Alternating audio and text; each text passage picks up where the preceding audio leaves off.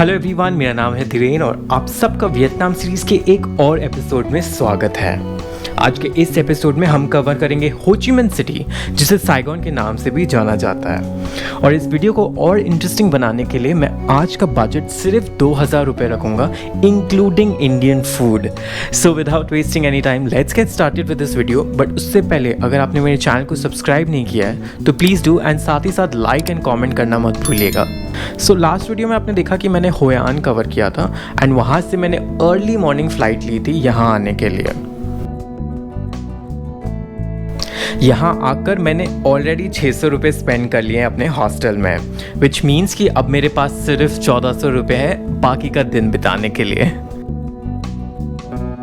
Time है lunch का और मैं यहाँ आया हूँ एक बहुत ही मशहूर और किफ़ायती रेस्टोरेंट जिसका नाम है क्यो वाओ।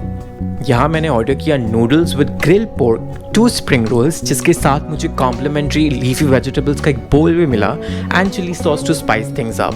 एंड इसके लिए बिलीव इट और नॉट मैंने सिर्फ 30,000 डोंग यानी कि बस 105 रुपये भरे हैं। यस, अगर आप एक नॉन वेजिटेरियन हैं और अगर आपको यहाँ का लोकल फूड पसंद आ जाता है तो आपका पर मील का खर्चा 100 से 150 रुपये तक भी हो सकता है। पेट पूजा करने के बाद बारी है साइट सीइंग की। वैसे साइगोन में आपको डिस्ट्रिक्ट 1 में ही रुकना चाहिए एंड इसके 2 मेन रीजंस हैं। एक, यहाँ party streets, museums and shopping area सारा वॉकिंग डिस्टेंस पर है। एंड दूसरा, यहाँ पे बहुत सारे गार्डन्स एंड काफ़ी बड़े बड़े ट्रीज भी है। सो इतनी गर्मी में अगर आपको एक छोटा मोटा ब्रेक लेना है तो इन गार्डन्स में आप बैठ के आराम कर सकते हैं। वैसे मेरा सबसे पहला पॉइंट है नोत्र दाम कैथेड्रल, बट अनफॉर्चुनेटली यहाँ रेस्टोरेशन का काम चालू है इसलिए एंट्री इस वक्त बंद है।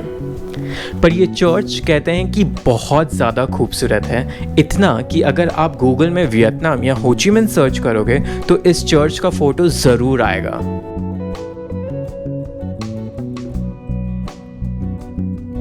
वैसे इस कैथेड्रल की ठीक लगकर ही है यहाँ की पोस्ट ऑफिस। ये अपने आर्किटेक्चर और हिस्ट्री के लिए काफ़ी ज़्यादा मशहूर है। यहाँ आप चाहें तो सुवेनियर की शॉपिंग कर सकते हैं या पोस्ट भी भेज सकते हैं।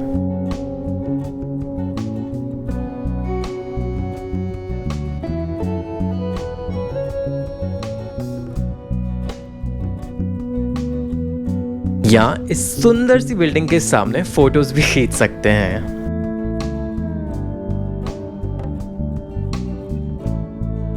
वैसे इसी एरिया में वॉर रेमिनेंट म्यूजियम भी है जो मैं अगले एपिसोड में कवर करूंगा, so make sure to subscribe to my channel.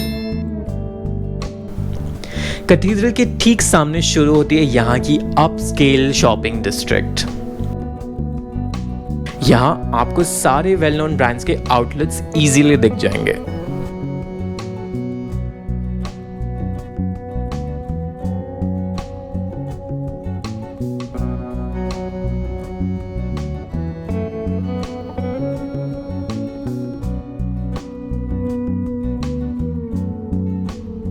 बस 15 मिनट्स के वॉकिंग डिस्टेंस के बाद मैं पहुंच गया साइगोन के बुलेश्वर मार्केट या सरोजनी नगर में।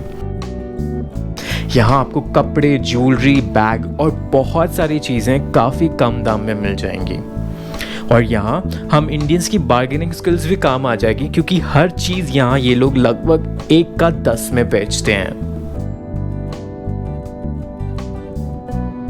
वैसे मेरे हिसाब से हनोई का ओल्ड क्वार्टर शॉपिंग के लिए एक बेटर ऑप्शन है। सो अगर आप दोनों सिटीज़ कवर कर रहे हो तो शॉपिंग के लिए आप Hanoi as an option choose कर सकते हैं। ऑल्सो इम्पॉर्टेंट नोट, इस एरिया में आप अपना वॉलेट और दूसरी इंपॉर्टेंट चीज़ें संभाल कर रखना क्योंकि यहाँ काफ़ी जेब कतरे घूमते हैं। इसके बाद मैं यहाँ के एक छोटे से कैफ़े में गया जहाँ मैंने यहाँ की गर्मी से एक मच नीडेड ब्रेक लिया। मैंने यहाँ पे ऑर्डर किया एक delicious strawberry and watermelon cooler जिसके लिए मैंने भरे 175 रुपये। देखते ही देखते शाम हो गई और इस शहर की पूरी पर्सनालिटी ही चेंज हो गई। लंबे लंबे स्काई स्क्रेपर्स और जगमगाती लाइटों से ये शहर और भी ज़्यादा सुंदर लगने लगा था।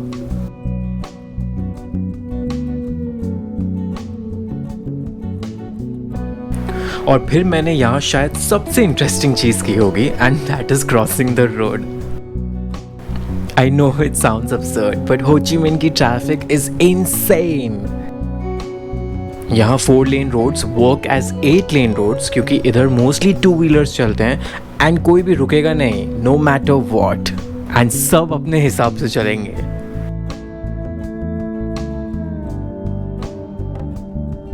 एनीवे, फिर मैं आया यहाँ की वाटरफ्रंट एरिया में and just look at this view.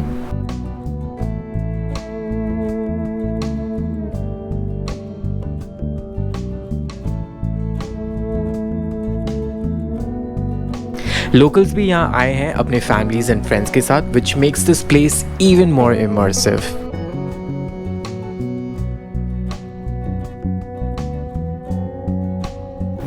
मैं यहाँ घंटों बिता सकता हूँ, पर अब बारी है मेरी यहाँ की फेवरेट चीज़ करने की, एंड वो है वाटर बस की सवारी. इसकी रिटर्न टिकट आपको पड़ेगी 105 रुपए की.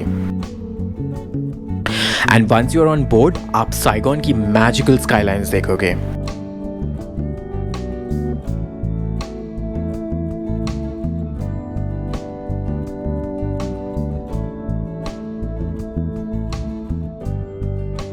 ऑनेस्टली ये सबसे बेस्ट तरीका है इस शहर को देखने का.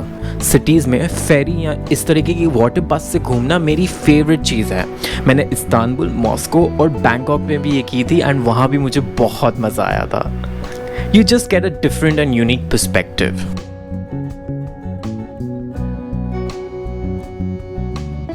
एंड देखते ही देखते मैं आ गया यहाँ की टॉलेस्ट बिल्डिंग के यहाँ. ये हमारा आखिरी स्टॉप था और लैंडमार्क 81 के सामने मैंने कुछ फोटोज भी खींचे हैं.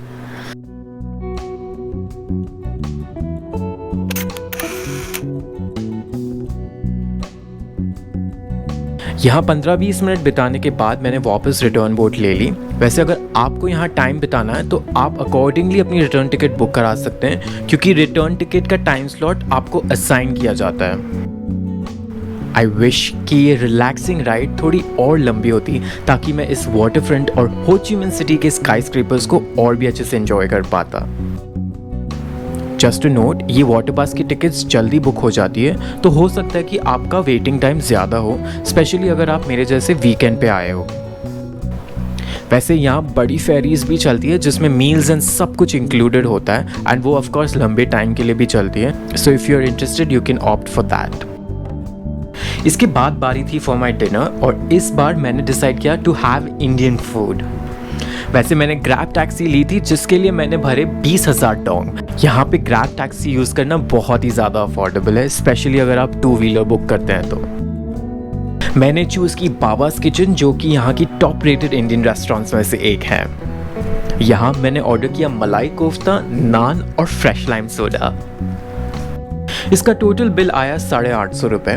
ये रेस्टोरेंट स्लाइटली एक्सपेंसिव है. दूसरी इंडियन रेस्टोरेंट्स में आपका सिमिलर मील का 550 से 600 रुपये तक आ सकता है. वैसे वियतनाम में पहली बार मुझे फ्री पानी सर्व किया होगा किसी ने. पानी देखकर मुझे 1 सेकंड के लिए लगा कि मैं इंडिया में ही हूँ. एनीवे, लोकल फूड और इंडियन खाने के बीच का प्राइस डिफरेंस तो आपको पता चल ही गया होगा. इस रेस्टोरेंट से लग कर है यहाँ की पार्टी स्ट्रीट या बुए वैन स्ट्रीट.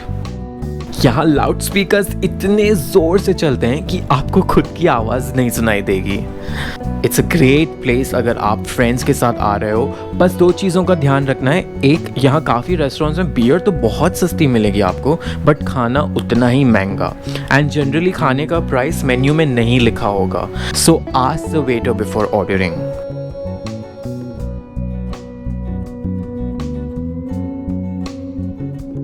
एंड दूसरा, यहाँ भी जेब कतरे काफ़ी घूमते हैं, सो बी एक्स्ट्रा कॉशियस. यहाँ आकर आपको लगेगा कि आप बैंकॉक के किसी पार्टी स्ट्रीट पर हो.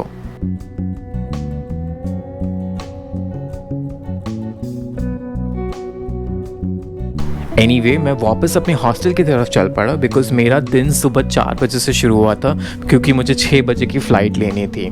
सो कुल मिला के मेरा यहाँ 2000 रुपये खर्चा हो गया and I had a great time too. Of course आप अपने कंफर्ट के हिसाब से अंदाज़ा लगा सकते हो कि आपका कितना खर्चा होगा।